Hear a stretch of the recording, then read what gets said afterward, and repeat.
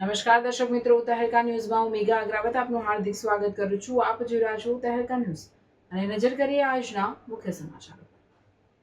નકલી ઇંગ્લિશ દારૂ બનાવવાની ફેક્ટરી ઝડપાઈ. સોનગઢ તાલુકાના આમલીપાડા ગામે બસ સ્ટેન્ડ ફળિયામાં એસકે ચિકન સેન્ટરની દુકાન અને રહેઠાણમાં ઝડપાઈ નકલી ઇંગ્લિશ દારૂ બનાવવાની ફેક્ટરી. કુખ્યાત બુટલેગર સિકંદર શાંતુ ગામિત તેમજ તેની પત્ની સુમિત્રા ગામિતની માલિકીની જગ્યામાં ચાલતો હતો કાળો કારોબાર.